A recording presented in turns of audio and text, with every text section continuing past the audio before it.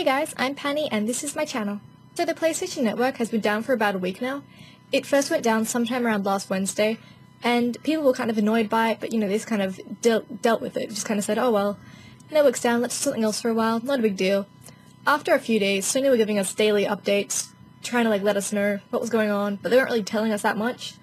Just pretty much saying, oh, we know the network's down, we're working on it, we'll try to fix it soon. After a few days of this, people started to get concerned, because we weren't getting a date, we had no idea what was going on, no one was telling us anything, and they started to get, sort of worried that something had gone wrong at Sony. After a few days, Sony came out and confirmed that it was an external intrusion that had caused the network to be down, which basically means, to the not-so-technological like myself, that the network was taken down by hackers. I think it was Sony that actually took the network down themselves, but it was due to the intrusion. They knew that someone had gotten into the network, which is not so good. So the network being taken down by hackers would have been bad enough on its own, but after a while people started to wonder, is it possible that they've gotten some of our data that was stored on the network? So Sony started to release some updates saying, oh well, just to let you guys know, someone might have your information, this could have happened, and shortly after that they were like, oh yeah, data's definitely been compromised, someone's got your information. So this basically means that whoever's hacked into the network now has access to all of the personal data that was stored on the network, which includes names, addresses, phone numbers, countries, zip codes, all that stuff. And in the worst case scenarios, credit card numbers for people who had bought stuff from the PlayStation Store and stored their number on the machine. In general, people seem to be approaching this situation with, caution, but not too much concern, until sometime today or yesterday, sites started reporting about people who were using PSN who have had fraudulent charges on their credit cards or their bank accounts. Kotaku posted about a man in Adelaide, Australia, who had about $2,000 worth of fraudulent charges on his credit card, which is pretty scary. It's a big deal. And since then, people have taken that as the final straw. They're definitely cancelling their credit cards, doing all the good stuff like that, just to be extra careful.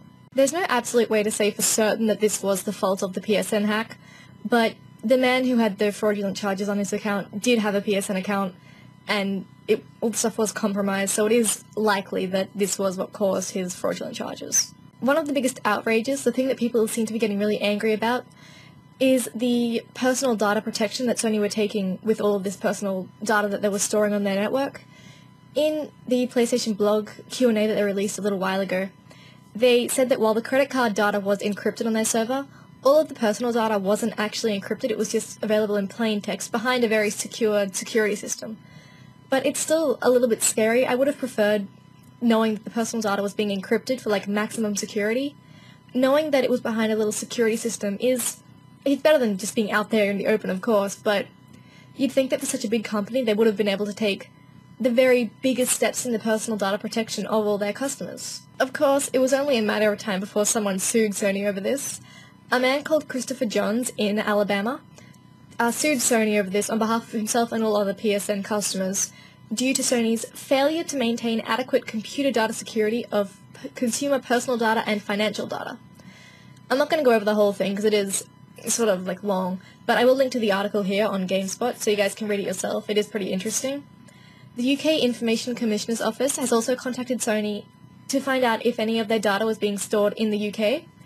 If it was being stored in the UK, this means it falls under the Data Protection Act, which basically requires companies to provide adequate security for the stored personal data of their customers.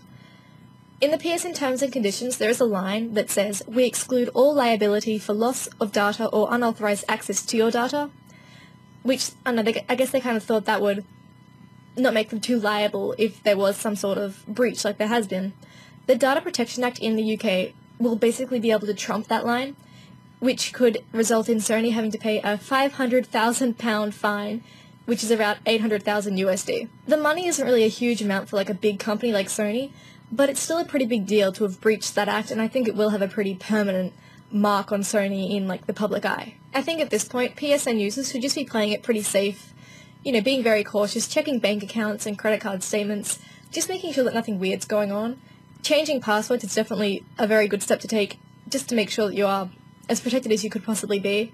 Cancelling credit cards, getting new credit cards, it is a good step to take to protect yourself.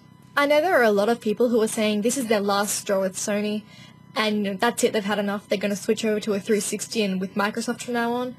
But personally, I'm going to keep my PS3. They're doing their best, they're doing the best they possibly can with all this. In future, I'm definitely going to be making the best use I can of the prepaid PSN cards if I do want to buy anything from the PSN store. And all of that being said, this whole thing, you know, you should be able to assume that Sony will definitely take an extra step with their protection and everything now. You know, they'll go the extra mile just to make sure that everything is going well, so that this doesn't happen again. So that's really all I've got to say on that subject. Definitely leave me some sort of response in the comments or in a video response if you have a reply or a different angle or something. If you like this video, don't forget to hit the thumbs up button, and don't forget to subscribe to my channel if you aren't subscribed already. I am working on a Let's Play series, so hopefully that'll be uploaded soon and you guys will enjoy that. And I guess until then, I'll see you guys later. Bye!